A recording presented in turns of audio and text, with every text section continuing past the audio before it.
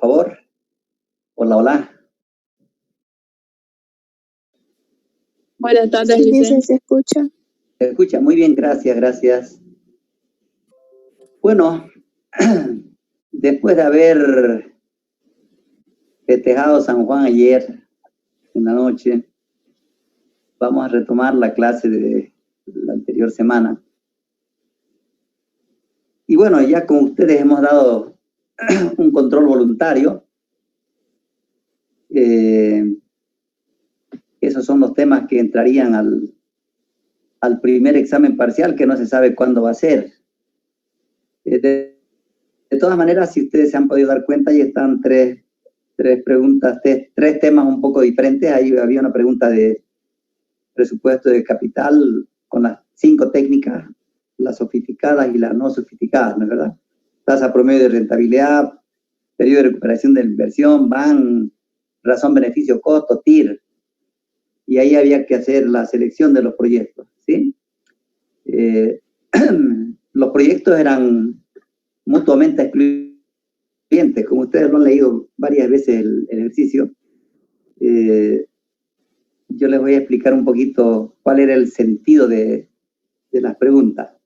Ya los proyectos, al inicio, en el enunciado, dice que los proyectos son mutuamente excluyentes.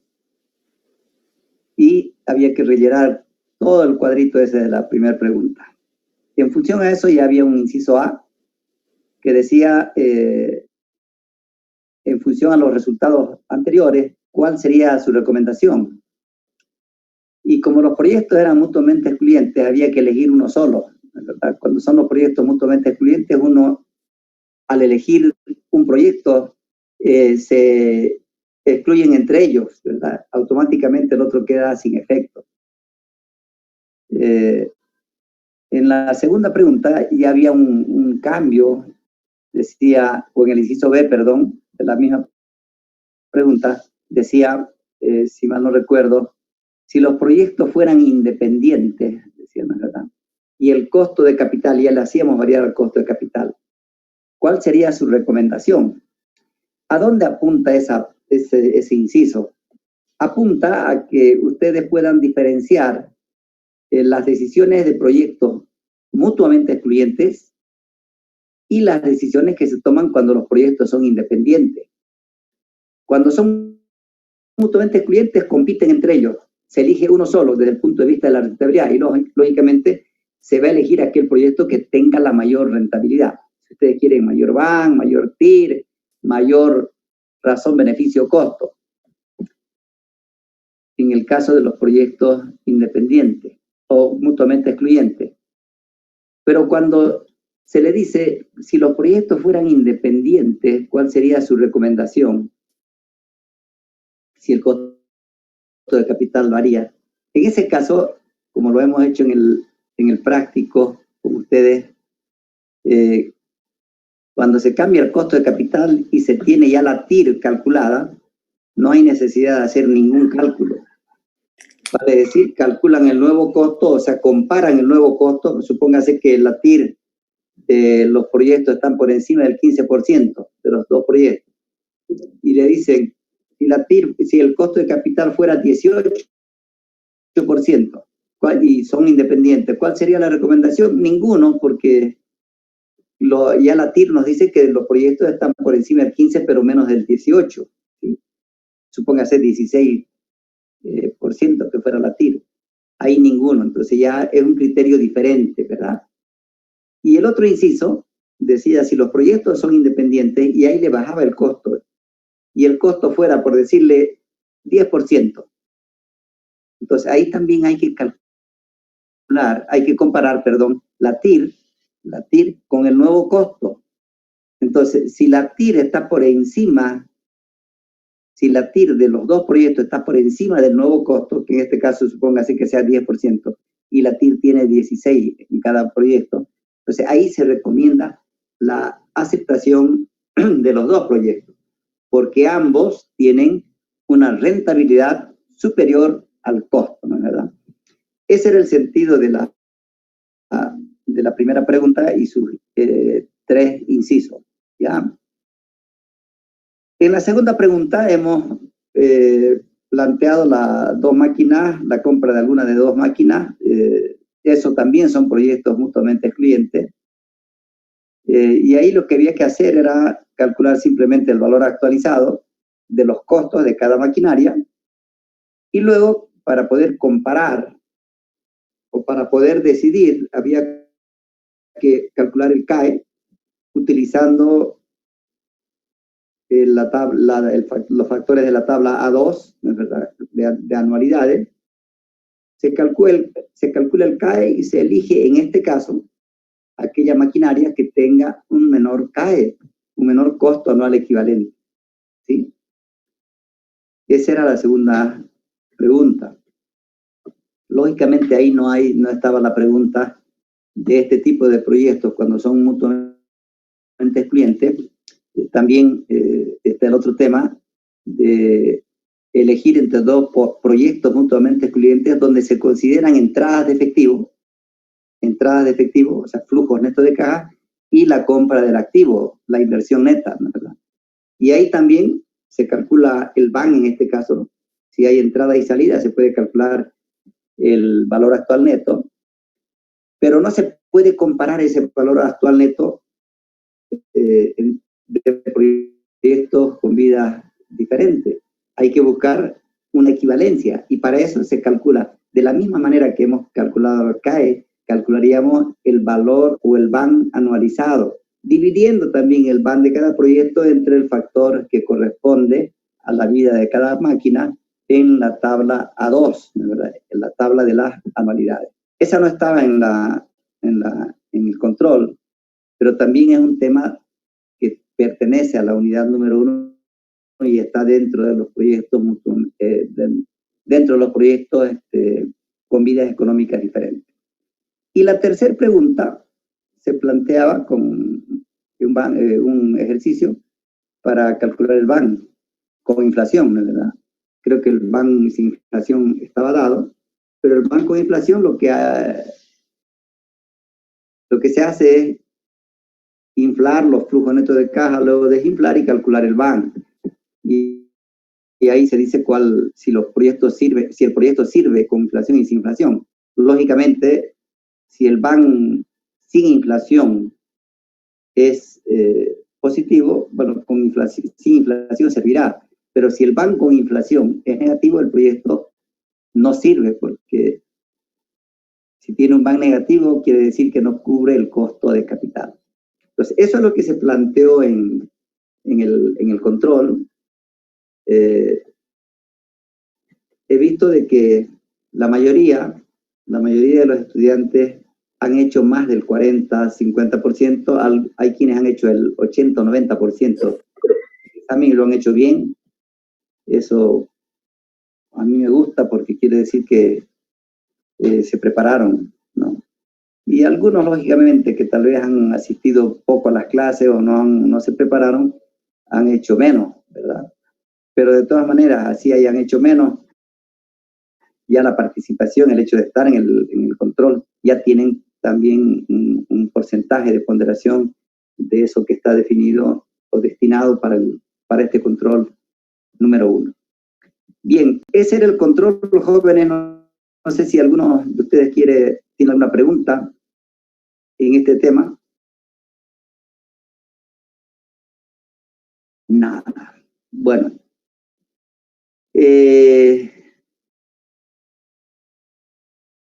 Ayer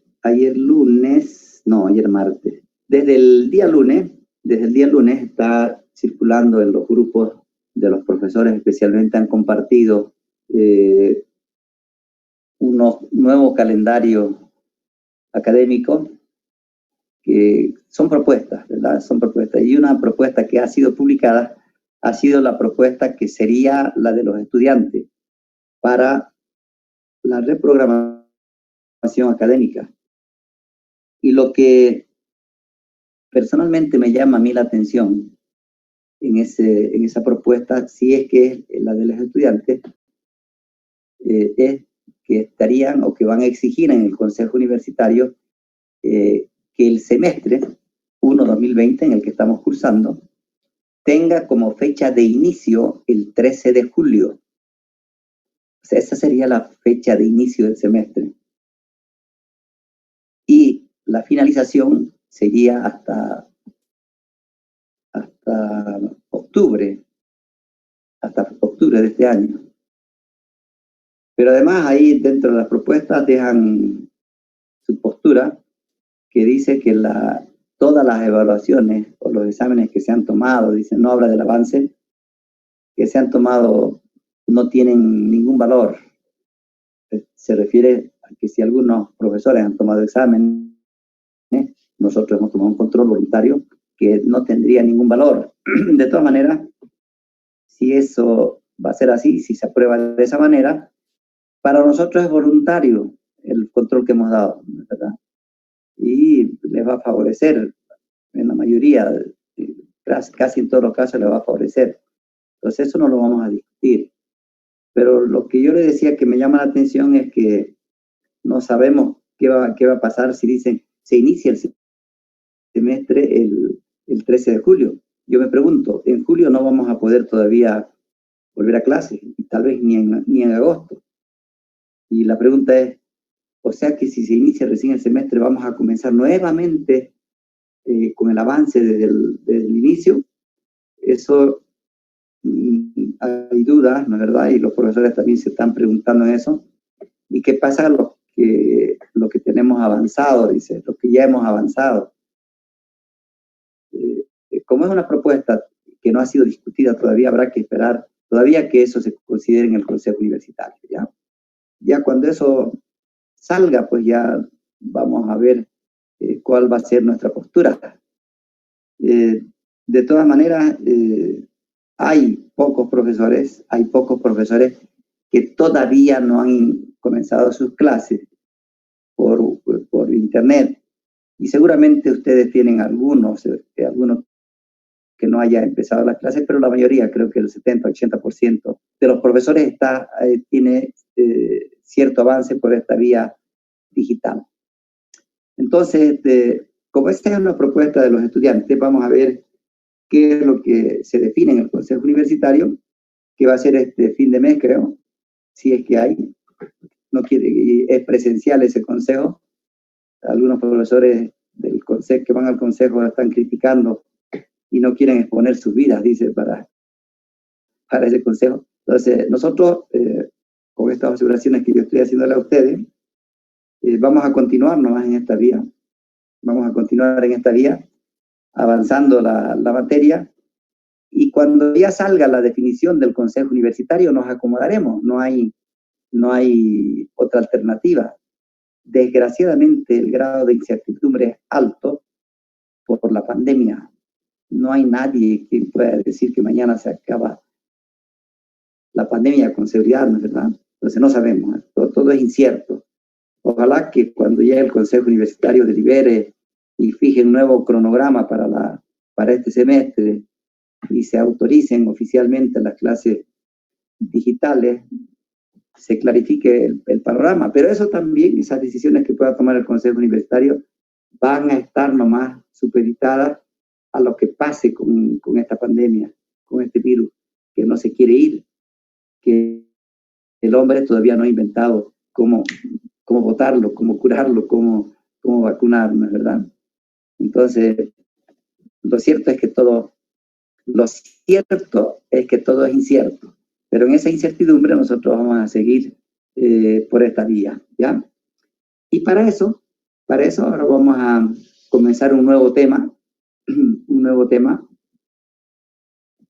y yo voy a compartirles a ustedes la pantalla acá.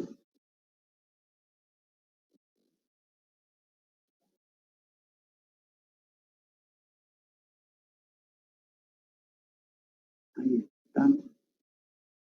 Bien, esa es nuestra segunda unidad, presupuesto de capital bajo riesgo o incertidumbre.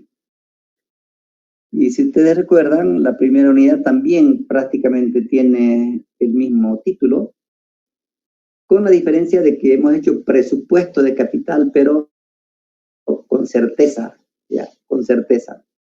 Vale decir, en la primera unidad hemos supuesto que todo lo que se presupueste, todo lo que se evalúe, tiene 100% de seguridad, ¿sí? 100% de certeza, que no había riesgo. Si nosotros hemos evaluado un proyecto en el capítulo anterior, o en la unidad número 1, si hemos evaluado un proyecto con flujo, vamos a suponer flujo cada uno de los próximos 5 años, flujo neto de caja de 20.000, lo hemos hecho con la seguridad de que efectivamente esos flujos de 20.000 cada uno de los 5 años próximos se van a presentar y que no haya ninguna incertidumbre y ningún riesgo de que eso no ocurra. Por eso se llama presupuesto de capital bajo certeza o evaluación económica de proyectos de inversión, ¿no es verdad? Bajo certeza. Y este es prácticamente lo mismo, ¿no es verdad? Presupuesto de capital, pero vamos a incorporar esta variable que se llama riesgo o incertidumbre, que es una variable incontrolable para las empresas, ¿no es verdad? Para los inversionistas, y en muchos casos también mucho depende del comportamiento macroeconómico en el cual se desenvuelve una empresa, ¿no es verdad? Así como la inflación es un riesgo, cualquier actividad de futuro siempre tiene riesgo. Y yo me siento más cómodo parado, ahora estoy sentado. Voy a hacer parte del marco teórico de paradito aquí en la pizarra, escribiendo algunos garabatos ahí, para ver cuál es el propósito de esta unidad. Yo le decía a ustedes cuando estábamos viendo o cuando presentamos el programa de la asignatura, le decía yo de que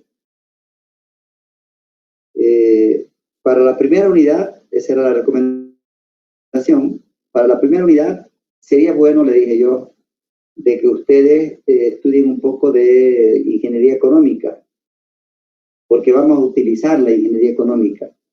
Y efectivamente así ha sido. Para calcular el BAM, por ejemplo, la TIR, la razón beneficio-costo, hemos utilizado la ingeniería económica, actualizando flujos netos de caja, ¿verdad? Hemos trabajado con la tabla 1, con la tabla A2, y eso es ingeniería, o es parte de la ingeniería económica. Y la otra recomendación era en esa misma unidad de que ustedes, en lo posible, procuren tener una calculadora financiera, que ya algunos tienen su calculadora financiera. En el control he visto que algunos han calculado el BAN o la TIR con calculadora financiera.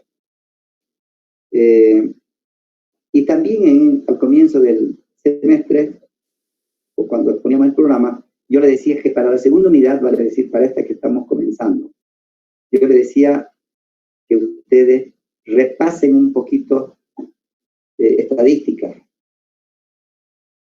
No sé, creo que es estadística 2, donde ustedes hacen probabilidades de ocurrencia, donde hacen medidas de riesgo como la desviación estándar, el coeficiente de variación, ¿verdad?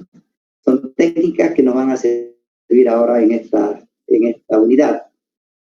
Bien. A ver, entonces, yo quiero partir para comenzar con esta unidad. Quiero partir del inicio, digamos, de cuando uno va a analizar proyectos. ¿Cómo se analiza?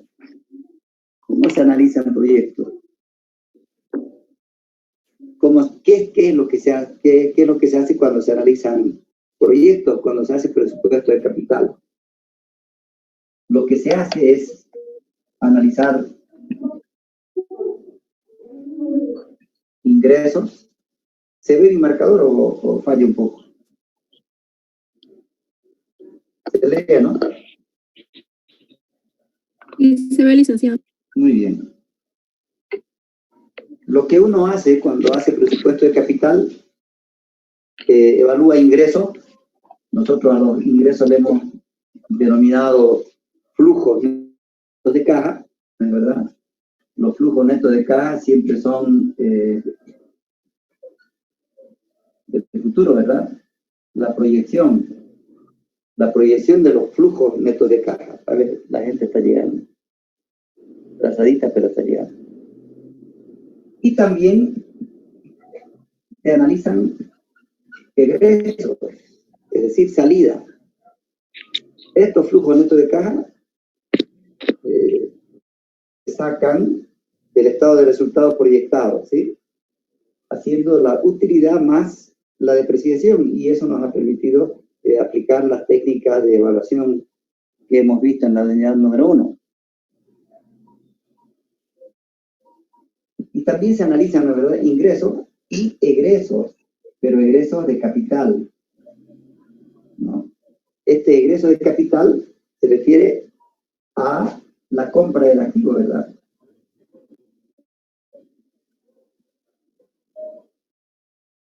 A la compra del activo, a la compra de la maquinaria. ¿Sí? Consecuentemente, esto es hoy día. Vale decir, lo que se hace en la presupuestación de capital es comparar ingresos futuros con salidas de capital actuales. Por esta razón es que cuando uno va a calcular, por ejemplo, el BAN, lo que hace es llevar todos los flujos futuros, los flujos netos de caja futuros, llevarlos al presente, vale decir, al año cero. Cuando se compra la maquinaria, ¿verdad?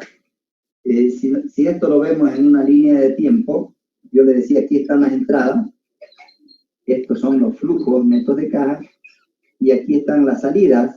Esto se denomina costo de capital, este se llama el capital de la empresa. Y este es el tiempo, este es el futuro, ¿verdad? Esto es lo actual, el año cero.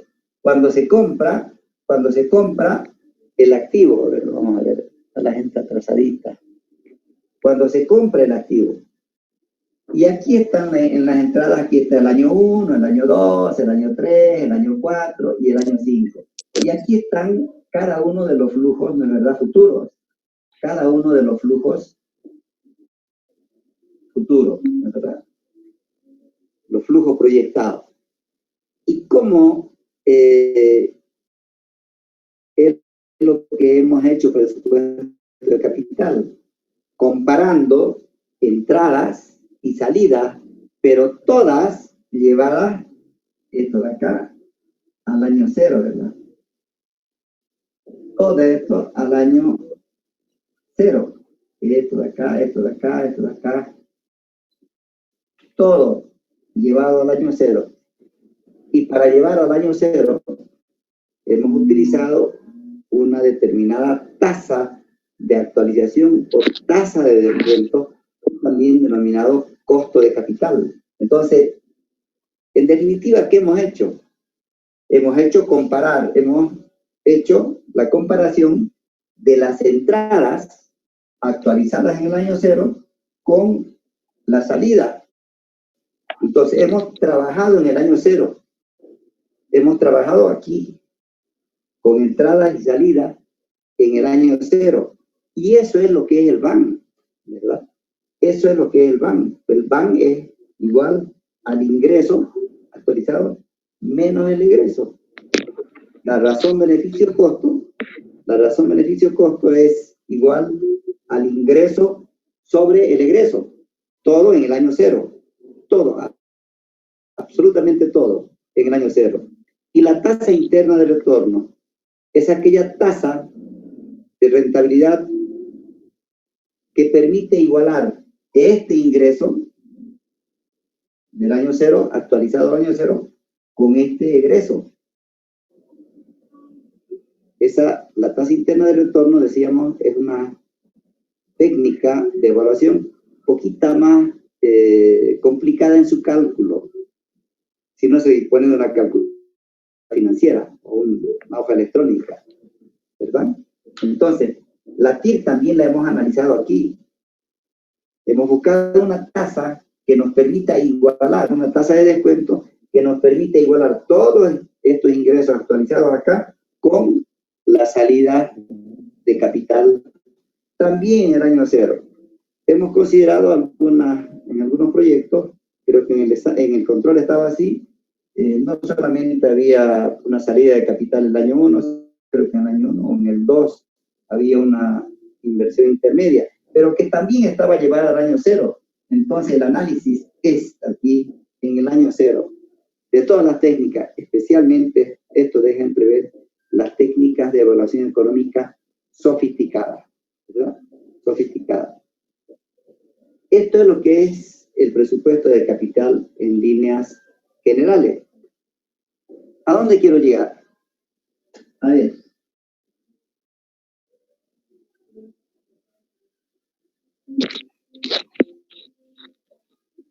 A lo que quiero llegar es a lo siguiente.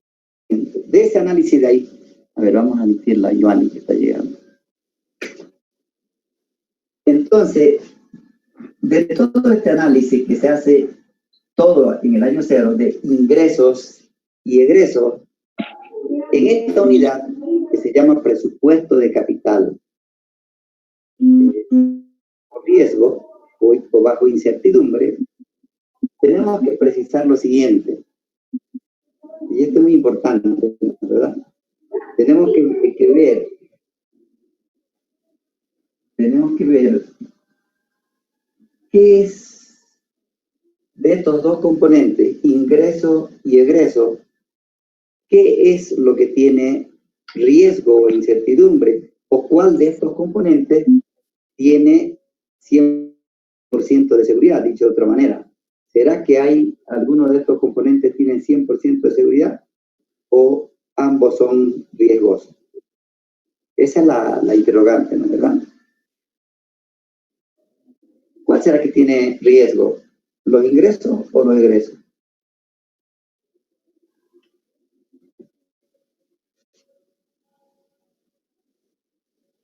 A ver, ¿quién se anima? Los ingresos tienen riesgo. Correcto, Jonathan. Correcto. Esos tienen riesgo, los ingresos. Y estos tienen seguridad, certeza, si ustedes quieren.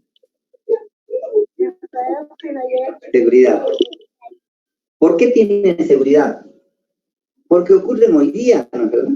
Usted evalúa un proyecto haciendo la operación, llevando todo, ingresos y egresos al año cero, y tiene un BAN positivo y una razón beneficio-costo mayor a 1, y tiene una TIR superior al costo de capital. Le dice al inversionista, sirve el proyecto. ¿Y qué hace el inversionista? Invierte y compra la maquinaria, ¿verdad? Compra el activo. Compra el activo. Entonces, hasta ahí, hasta la compra del activo que ocurre en el año cero, 100% de seguridad.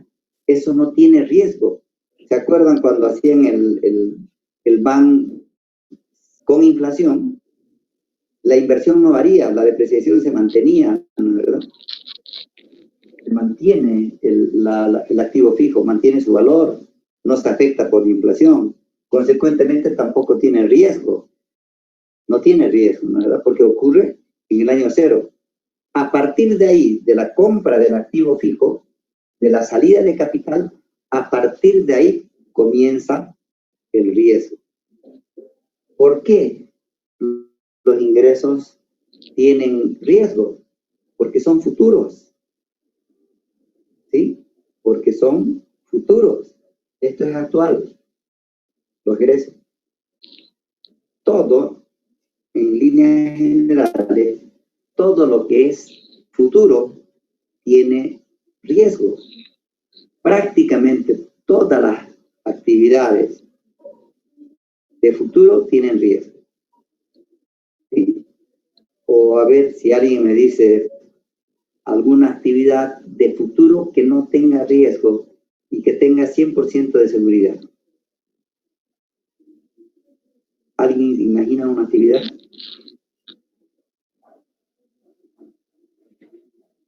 algo que sí va a ocurrir mañana o pasado en el futuro. ¿Alguien se imagina algún evento, alguna actividad, algún aspecto que tenga 100% de certeza? Difícil imaginar, ¿verdad? Difícil imaginar. Muy difícil imaginar o precisar una actividad que tenga 100% de seguridad. Descontando una sola, tal vez, una sola, que tiene 100% de seguridad, que sería la muerte, ¿verdad? La más fea, a la que no quiere llegar, no queremos llegar. Eso sí sabemos que va a ocurrir, pero tampoco sabemos cuándo va a ocurrir. Es de futuro, claro, no nos podemos morir ayer, nos vamos a morir, no sé, mañana, hacia adelante, ¿no? ¿Verdad? Pero sí sabemos, por lo menos, el mundo que estamos viviendo, así está diseñado, ¿no? ¿Verdad? A no ser que mañana cambien las cosas y tengamos vida eterna, pues, ¿no? ¿Verdad? Pero no sabemos tampoco, eso es riesgoso porque es también futuro. Entonces, todas las actividades del futuro tienen riesgo. Y los inversionistas o los empresarios, los emprendedores, en su mayoría, le temen al riesgo. Lógicamente, si ustedes tienen que definir o tienen que decidir entre invertir en una actividad 100% segura o invertir en una actividad con riesgo, con seguridad que van a definir en aquella actividad que no tiene riesgo y que sí es rentable, ¿verdad? Tendría que ser así. Entonces, cuando se habla de finanzas y cuando se habla de presupuesto de capital, las entradas sí tienen riesgo. Y en general, todas las actividades económicas que son de futuro van a tener riesgo. Se debe considerar el riesgo, pero de las entradas futuras de efectivo y no así de las salidas que tienen 100% de seguridad. Entonces, ¿cómo vamos a lograr analizar el riesgo, lo que es incierto? Bueno, en finanzas, aunque últimamente también esas teorías están fracasando, si ustedes quieren. En finanzas se suponía hasta los últimos 5 o 10 años, se suponía que todas las actividades o todos los proyectos que hacían las empresas privadas con las empresas públicas tenían 100% de seguridad en sus flujos netos de caja. 100% de seguridad. Entonces, los contratos con el Estado o con las empresas del Estado son seguras, tienen 100% de seguridad. Y cualquier otra actividad de empresas privadas, entre privadas, sí tiene riesgo. Lo único que es seguro, entonces, es hacer contratos con el Estado, con cualquier entidad pública. Pero bueno, hemos visto en los últimos tiempos, 5, 10, 15 años, que no solamente en Bolivia esta teoría está dejando de ser válida, porque muchos proyectos de empresas privadas con empresas públicas no se han cumplido, vale decir, las empresas privadas contratadas no han logrado tener los flujos netos de caja previstos. ¿Sí? Ejemplo reciente, el famoso tema ese que se está debatiendo ahora de los respiradores. Seguramente las empresas que han sido contratadas tenían pues 100% de seguridad que iban a tener esos ingresos, ¿verdad? Entregar el equipamiento y tener el ingreso. Pero ya saben ustedes lo que ocurrió, ¿no es verdad? Por ahí una denuncia, por ahí alguna cosita que salió a la luz pública, hizo que los flujos, las entradas de efectivo que iban a percibir al otro lado las empresas privadas, proveedoras, intermediarias, lo que ustedes quieran llamarle, no han tenido los flujos, ¿no es verdad? Recibieron una parte seguramente, hasta donde se sabe que no han recibido todo el dinero, ¿no es verdad? Entonces, esa empresa que si hacemos caso a las finanzas tradicionales, es decir, que los contratos del Estado tienen 100% de seguridad, no, ahí no tiene seguridad, ¿no es verdad? Ahí no tiene seguridad. Por ahí también se denunció que había un avión que venía con cargamento de China con una compra y que ocurrieron algunas cosas y ya del avión tuvieron que cancelar el vuelo. Entonces tampoco se llegaron a concretar. Entonces creo que los últimos años hemos tenido muchos problemas de este tipo. Si vamos un poquito más atrás, analizando lo que ha pasado en Bolivia, también pues hemos visto proyectos o contratos de las entidades públicas con las empresas privadas que no han llegado a su final. Recuerdan ustedes aquí en la alcaldía municipal la compra de ese camión, de ese famoso dron, creo, ¿no? Un camión que era con dron y todo eso, que el proveedor inclusive lo entregó, el camión, y que llegó una parte, pero al final, ¿qué hicieron? Tuvieron que devolver por las denuncias y las peleas que habían ahí, tuvieron que devolver el dron, ¿verdad? Especialmente porque hay la participación de los sindicatos, de los movimientos sociales, o denuncias de políticos entre políticos, etcétera, etcétera, ¿no es verdad?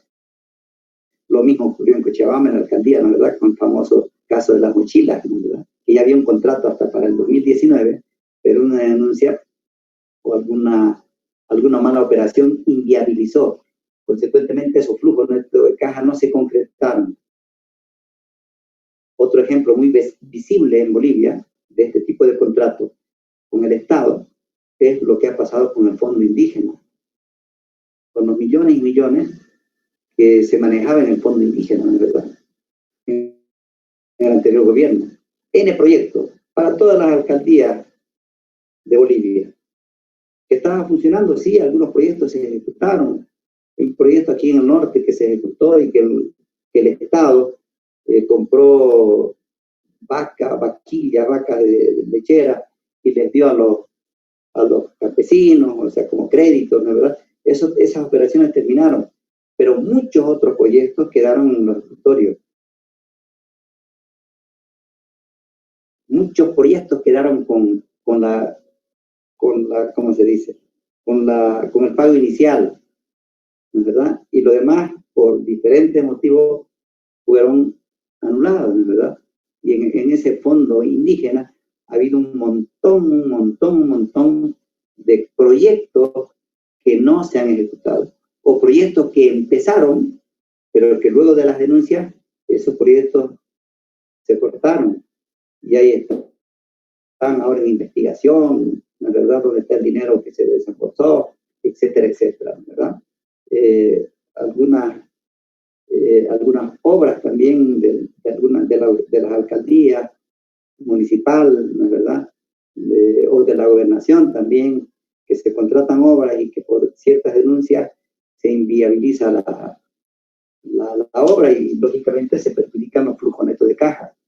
También ha habido, pues, hace años atrás, ese gran proyecto que había de la construcción que pagaba el Estado, ¿no es verdad?, de la construcción de la carretera desde el Tignis, desde Cochabamba, pasando por el Tignis hasta el Beni. Y ese proyecto también empezó. La empresa contratante, creo que una empresa brasilera, comenzó los trabajos. Entonces, esa empresa contratada ya tenía proyectados sus flujos netos de caja. Claro. Pero cuando no contaron con una gran movilización que empieza en Trinidad, creo, ¿verdad?, de los indígenas, de los campesinos, si ustedes quieren, una marcha que se dirigía hacia La Paz, que se ha dirigido hacia La Paz, y que en el trayecto han habido muchos muertos, inclusive, ¿no es verdad?, pidiendo que se deje sin efecto la construcción, porque no querían que se parta el parque o el TIC, ¿no?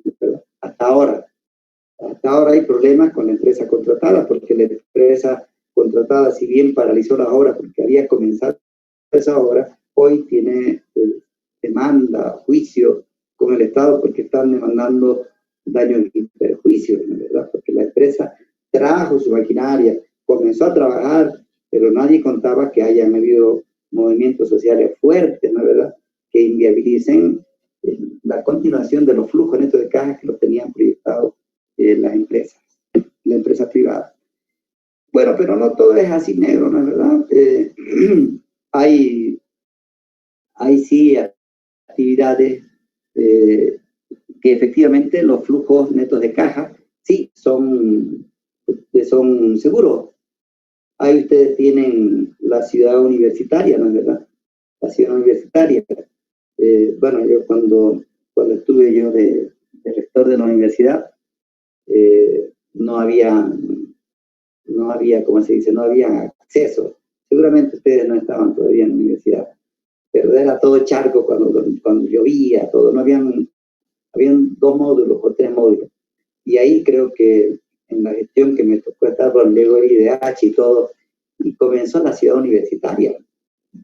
10, 20 contratos, cada uno de los módulos, el de financiera, el de comercial, el de administración, el de medicina, el anfiteatro de medicina, el de tecnología, de auditoría, de la Politécnica, todo eso fueron contratos de la entidad pública que se llama universidad con las empresas privadas. Y todos esos contratos, por suerte, quedaron y finalizaron, ¿verdad?, llegaron a concluirse. Entonces, los flujos netos de caja de la empresa privada habían sido seguros, ¿verdad? O sea, es decir, la empresa, en este caso, y por eso se dice que los contratos con el Estado tienen seguridad, porque cuando la empresa termina la obra, termina un determinado módulo, y la universidad ya tenía que haber pagado. Y pagó la universidad, porque había dinero del IDH, ¿verdad? Pagó. Entonces se cumplió no principio, sino esta teoría que en finanzas se dice que los contratos con el Estado tienen 100% de seguridad. Claro, en la universidad hay, la alcaldía también, la gobernación ha construido muchos caminos vecinales que han llegado a su finalización. Ahí está la carretera desde acá de Santa Cruz hasta el Beni, pues, ¿no es verdad?, que se ha hecho hace unos 15 años aproximadamente atrás, creo, si no estoy equivocado, pero se ha terminado. O sea, no todo es negativo, ¿no es verdad? Muchas obras se han terminado para la alcaldía, para la gobernación, para todas las entidades públicas. Y las obras también contratadas por yacimientos, ¿no es verdad? Las carreteras que hay ahora por todas partes, ¿no es verdad? La carretera de La Paz hasta Oruro, hasta Sucre, ¿no es verdad? El aeropuerto de Chuquisaca, ¿no es verdad? Aeropuertos en varias partes. Entonces se han cumplido, ¿no es verdad? Eso que en finanzas se asegura, que los contratos con el Estado son seguros. Pero también hemos visto una muy buena cantidad de que la evolución, no sé si la evolución o los malos manejos hacen de que los contratos se inviabilicen, ¿verdad? O el manejo político, la pelea política por el poder, parece que hace que se impida, ¿no es verdad? Entonces creo que en muchos casos no ha habido lo que los abogados llaman la seguridad jurídica, ¿ya? Bueno, pero eso es lo que se piensa y se dice en finanzas, de que sería la única actividad que la empresa privada tenga seguro los flujos netos de caja cuando contrata con el Estado, ¿verdad? Si no hay problema y termina el proyecto, ahí no hay riesgo, ¿no es verdad? Sin embargo, nosotros no vamos a analizar este tipo de proyectos entre la entidad pública y la empresa privada. Vamos a analizar y vamos en esta parte en esta unidad, vamos a ver cómo se hace para decidir cuando hay riesgo. Para tomar el riesgo en las inversiones, lógicamente vamos a considerar que lo que es riesgoso es el ingreso. Entonces, aquí vamos a tratar de concentrar nuestra atención, porque el egreso no se toca, eso tiene 100% de seguridad. Entonces, para eso, esta unidad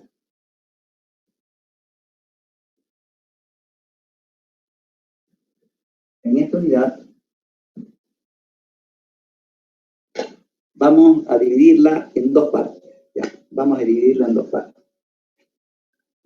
La primera es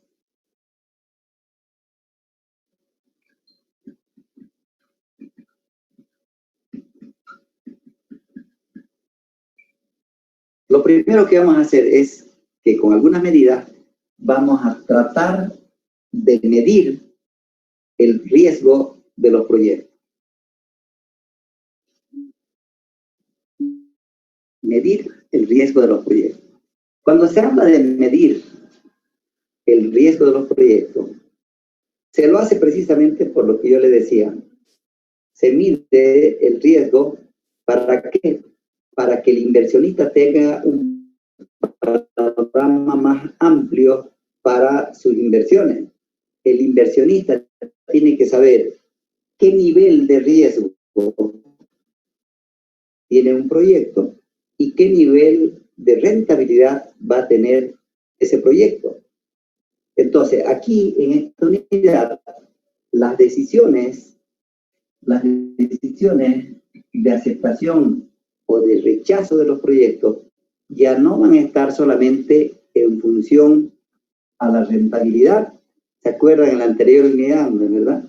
Yo le estaba diciendo que el control, en la pregunta número 1, van proyectos independientes o mutuamente excluyentes. Elegíamos siempre aquel proyecto que tenía la mayor rentabilidad, ¿verdad? Porque considerábamos que esos proyectos tenían 100% de certeza. Pero aquí, cuando se analizan proyectos con riesgo y se mide el riesgo, a ver, un poquito tarde, pero hay una chica que está llegando. No sé si se la ha salido por el internet. Ya.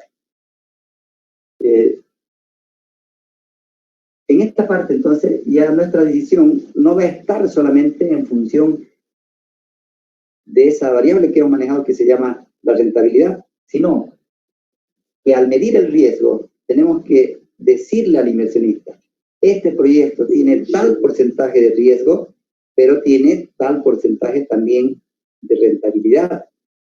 Entonces, las decisiones, al medir el riesgo de los proyectos, simultáneamente se mide también la rentabilidad. Entonces, la decisión de aceptación o de rechazo de un proyecto va a estar en función a esos dos componentes, que sería, por una parte, la rentabilidad y por otra parte, el riesgo. Y aquí en estas decisiones ya no va a ser tal vez no vamos a utilizar los criterios de decisión del BAN, de la PIB, de la razón beneficio-costo, porque ya ahora tenemos dos componentes para decidir, ¿verdad? Entonces aquí sí es posible elegir un proyecto que tenga menor rentabilidad. Claro que es posible, ¿sí? Porque estoy considerando el riesgo. Ustedes que están ya en el, no sé, quinto, sexto semestre, saben de que la rentabilidad y el riesgo van siempre en el mismo sentido, ¿sí? Vale decir, aquellas actividades que tienen mayor rentabilidad normalmente son actividades que tienen también mayor riesgo, es decir, a mayor rentabilidad, mayor es el riesgo. Y lo contrario, ¿no es verdad? Hay actividades que tienen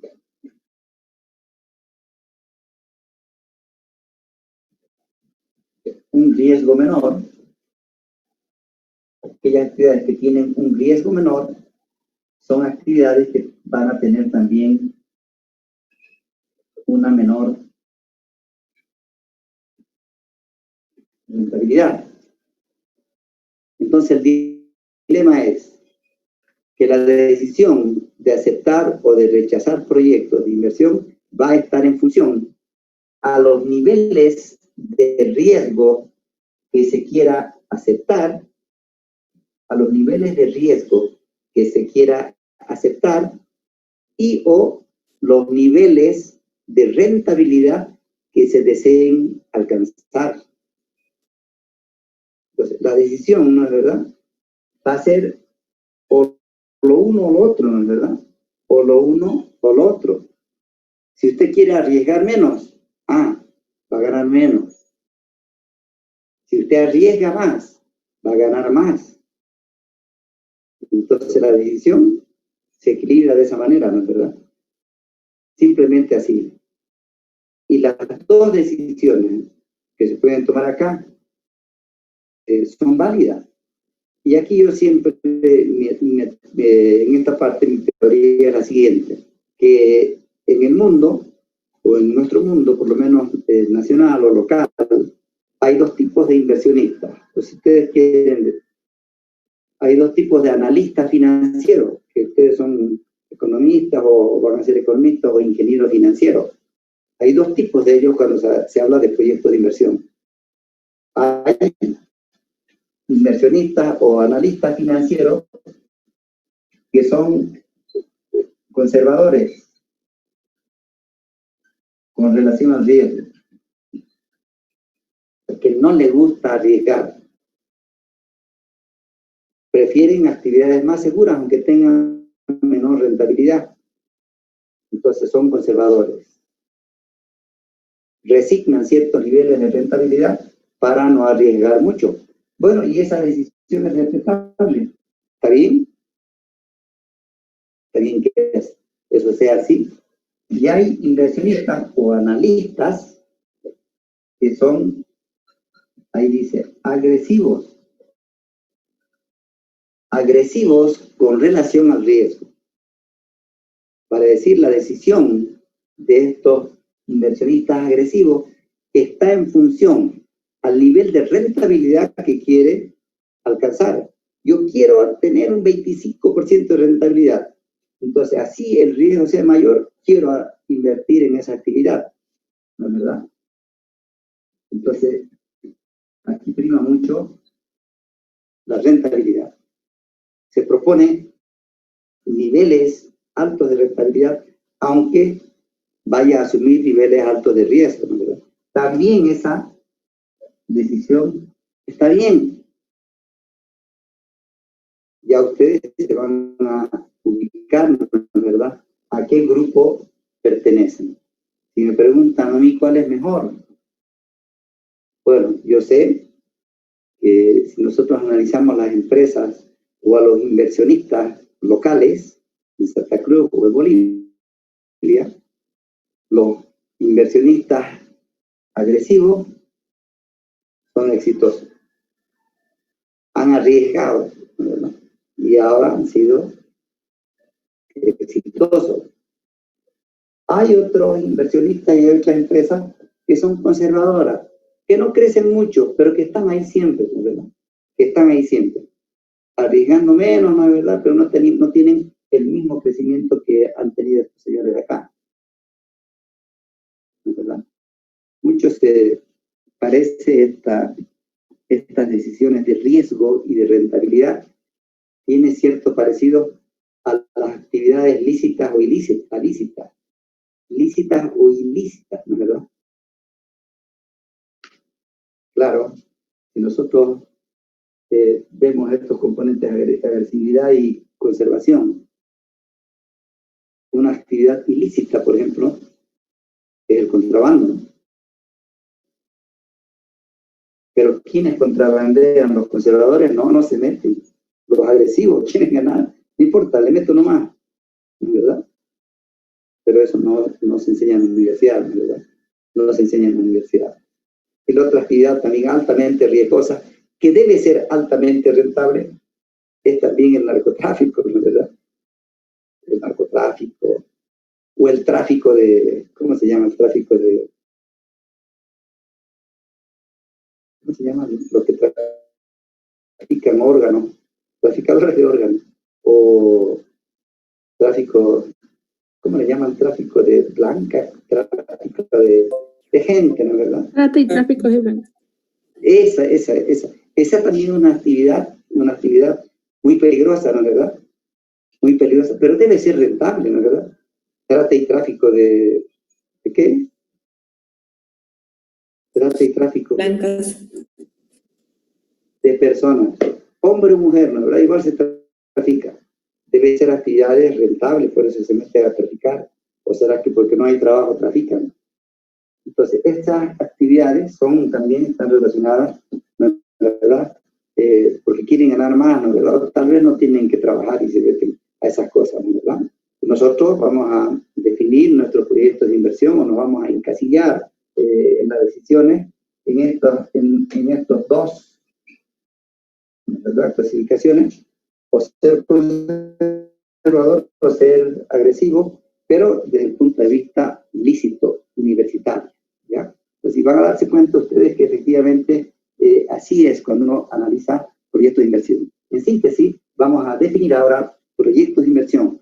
Vamos a aceptar proyectos de inversión en función ya a la rentabilidad y al riesgo. Vuelvo a repetir, la rentabilidad que se quiera alcanzar y el riesgo que se quiera soportar. Bien, en estas medidas de riesgo, bueno, y me voy a adelantar un poquito para que ya se me está haciendo la hora. La segunda parte de esta unidad, para no quedarnos con la primera, nos vamos a quedar como en la cueca y en la chacarera, siempre con la primera y la segunda. La segunda parte de esta unidad, la vamos a destinar a incorporar algunas medidas para corregir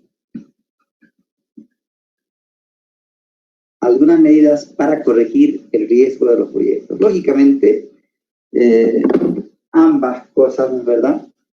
Ambas cosas tienen un alto grado de subjetividad. Cuando yo mido el riesgo, ¿quién me garantiza que efectivamente ese es el riesgo que yo he medido? Nadie, pues, ¿no es verdad? Cuando yo digo, bueno, esta es la mejor medida para corregir el riesgo de los proyectos, tampoco, pues, ¿no es verdad? Pero bueno, de algo tenemos que hacer, ¿no es verdad?, para poder definir. Entonces, este análisis que vamos a hacer en esta unidad está destinado a que el inversionista, ¿no es verdad?, o el analista, o si ustedes quieren el emprendedor, tenga elementos para poder decidir, tal vez sin ninguna equivocación, conociendo los niveles de rentabilidad que puede alcanzar, pero también conociendo los niveles de riesgo que él deba aceptar. Y en eso ustedes van a ser peritos, ¿no es verdad? Le van a explicar a los inversionistas, si ustedes evalúan proyectos de inversión, mira, este proyecto tiene tal nivel de rentabilidad, pero estos son los riesgos, ¿verdad?, con las técnicas que vamos a evaluar. Bueno, desgraciadamente los marcos teóricos son pesados y a mí no me gustan también, pero tenemos que hacer el marco teórico. En la primera unidad creo que hemos hecho 2 clases o 3 clases de marco teórico, porque tenemos que ubicarnos en el contexto para luego ya entrar de lleno a la parte cuantitativa. Pero aquí ya nos falta muy poquito del bla, bla, bla, del marco teórico. La próxima clase ya vamos a terminar lo poquito que falta del marco teórico y vamos a comenzar la parte cuantitativa que todos ustedes están queriendo. ¿Alguna observación, alguna pregunta? Nada. Nada, nada. De repente los he hecho dormir. ¿No se han dormido? No, Lice. Ya, bueno, Serena, ya. Vamos a, ya, muy bien, vamos a dejar la clase acá. Pero yo quiero verlos, quiero que me enciendan su camarita para ver quiénes están con cara de sueño, porque esto es muy pesado. A ver, ya estoy tomando lista. Daniela,